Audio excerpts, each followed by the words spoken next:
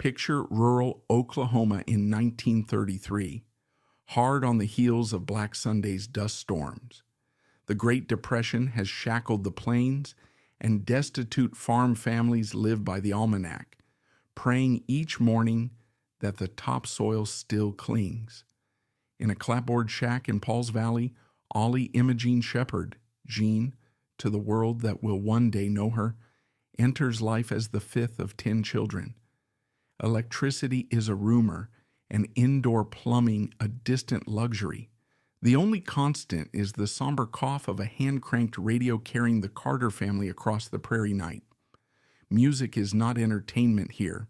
It is an intravenous drip for souls running on empty, and little Jean absorbs it like oxygen. When the farm finally fails, the Shepards join the Okie diaspora westward.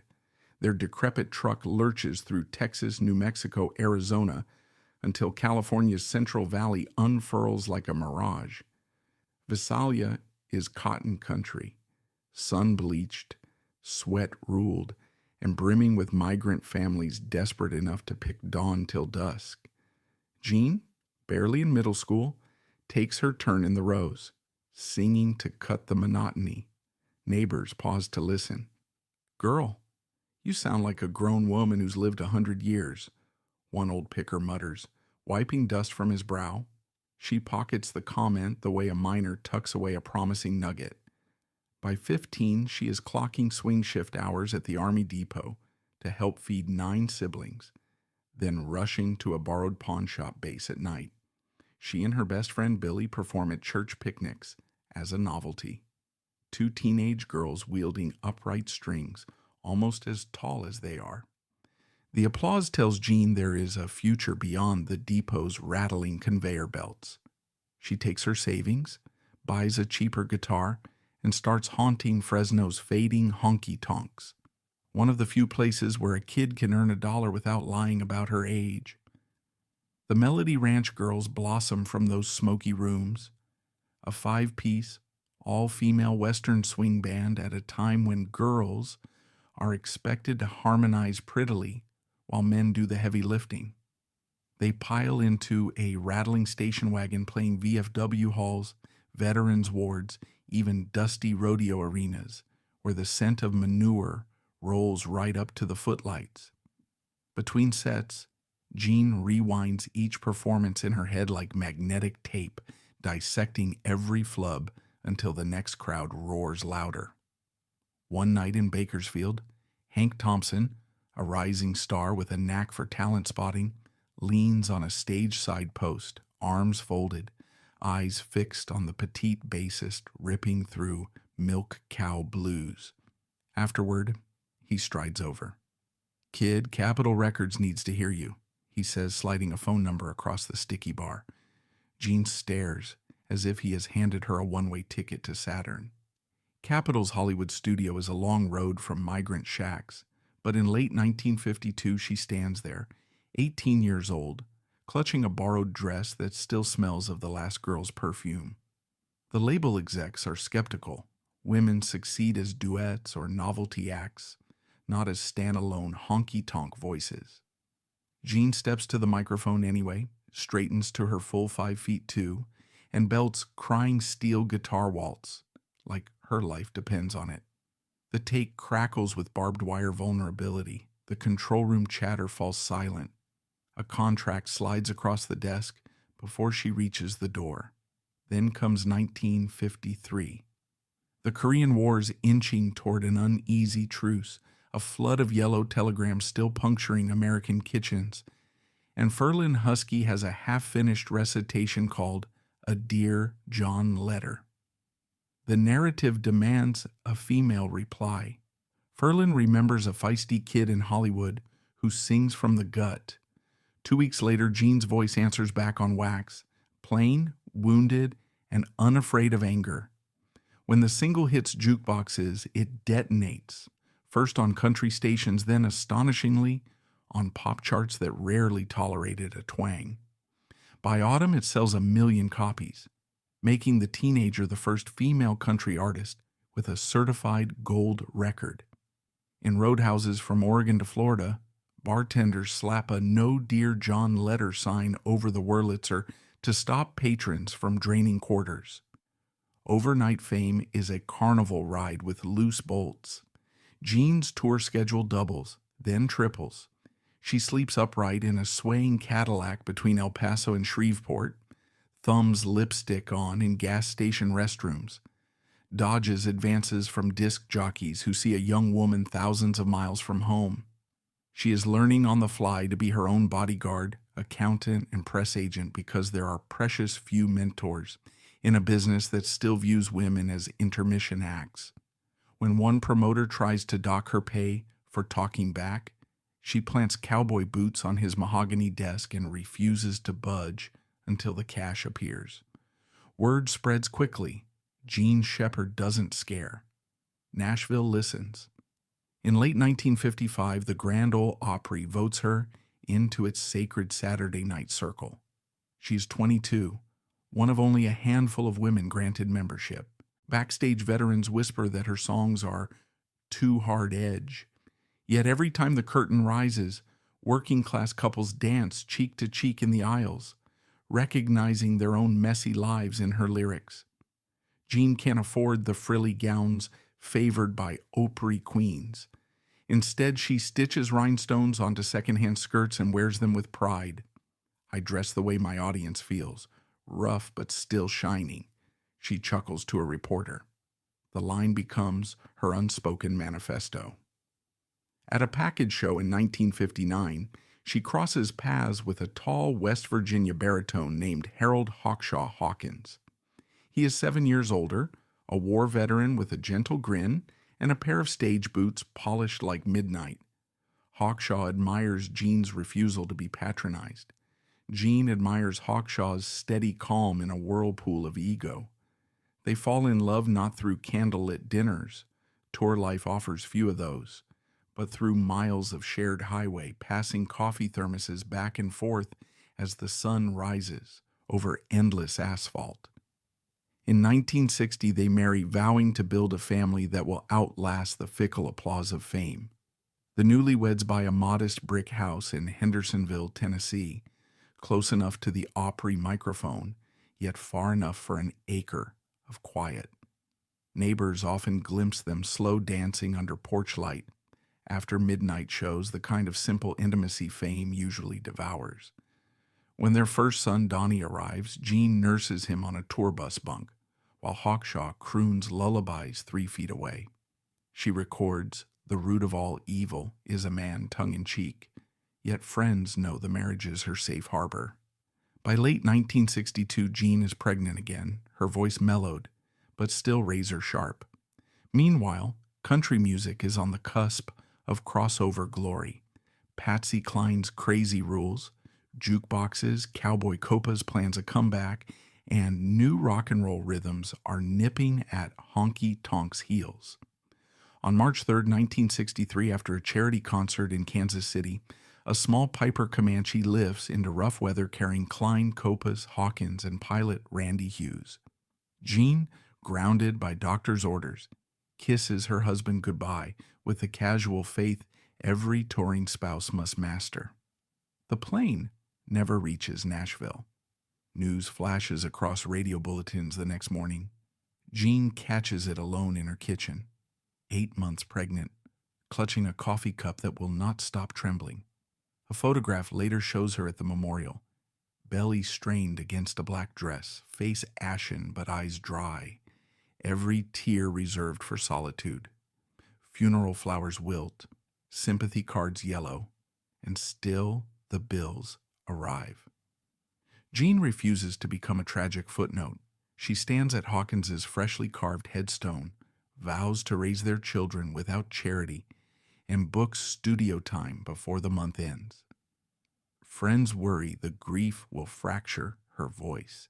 Instead, it gains a fissured richness. Steel guitar meets raw wound. Audiences who once admired her strength now lean forward, hearts in throats, as she sings Second Fiddle to an Old Guitar, a song that will revive her chart fortunes in 1964. But resilience has its price, and cracks are beginning to show beneath the rhinestones. For now, though, picture a young widow stepping onto the Opry stage, spotlight glaring on her rounded belly, microphone stand adjusted a notch higher because she refuses to hunch. The band strikes an opening chord. She inhales and releases not merely a note but a battle cry. No curtain can fall on her watch. What the crowd doesn't see are the midnight feedings she will soon perform alone, the contracts that will shrink as Nashville's taste turns smoother, or the lonely decades in which her pioneering role will fade from country radio playlists. What listeners did not hear was Capitol Records' cold accounting. One hit does not erase an expectant payroll, they warned, and her next singles had to match or she was dead weight. Jean barely flinched. Over the next 2 years, she poured out a string of honky-tonk sagas. Many happy hangovers, I'll Love You More. If Teardrops Were Silver, all raw, unvarnished, defiantly female. Nashville's new countrypolitan Polish was rising, yet Jean planted her boots in beer-stained hardwood floors, refusing string sections or lush choirs. It worked, for a while. But by 1967, pop-friendly crooners were edging her off playlists, and Capitol quietly started shelving her masters. Enter Benny Birchfield, a lanky Kentucky-born bluegrass picker with more patience than most label men put together. He and Jean shared an Opry dressing room bill one spring weekend. By summer, they were sharing coffee at dawn truck stops, comparing custody schedules like war maps. Jean's loneliness met Benny's steady calm, the way a lock meets its key. They married in 1968, and a third son, Corey, arrived the next year. Behind the scenes, Benny morphed from sideman to life raft, driving buses, tuning guitars, balancing books when royalty checks showed up light. Jean, famous for settling disputes with a glare, suddenly had someone willing to take the punches before she threw them. Yet labels still saw her as yesterday's headline. Fed up, Jean walked away from Capitol in 1972 and signed with United Artists, gambling on producers who promised to leave the twang untouched. The bet paid off. In 1973, the hypnotic cheating ballad Slippin' Away lifted a 40-year-old mother of three back into the top 10 and onto national television. Fans thought the long drought was over. Jean thought so too, until October 1974, when the Country Music Association crowned Olivia Newton-John Female Vocalist of the Year. Within weeks, she helped organize the Association of Country Entertainers, a scrappy coalition determined to keep fiddles above violins. Most members signed on quietly. Jean did not do quiet. She called crossover hits bubblegum, told reporters Nashville was selling its birthright for a backbeat, and volunteered her own Hendersonville ranch house as Ace headquarters. When pledges ran thin, she put up the mortgage to float operating costs. For a season, it looked like a populist revolution. Then sponsors evaporated, broadcasters, blacklisted loudmouth traditionalists, and Ace collapsed under debt. The bank wanted its money. Jean filed Chapter 11, sold her tour bus, and packed the family into a dented Toyota that burned oil like incense. Scandal, some whispered. Stupidity, muttered others. But to the steel mill workers who queued outside VFW halls from Oklahoma City to Bangor, she was the lone voice still singing their lives straight. No chaser. Ironically, Europe rescued her next. British DJs, hungry for unfiltered honky-tonk, spun her old sides on late-night programs. By 1980, she was headlining in Manchester dance halls, where fans two-stepped in cowboy boots they had mail-ordered from Texas.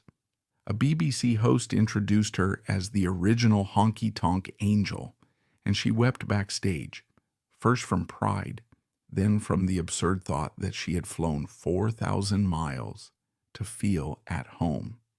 Back in Tennessee, the Grand Ole Opry was changing faces but not foundations. Minnie Pearl and Grandpa Jones still swapped jokes, but synthesizers were creeping into road bands, and neon replaced sawdust at the concession stands.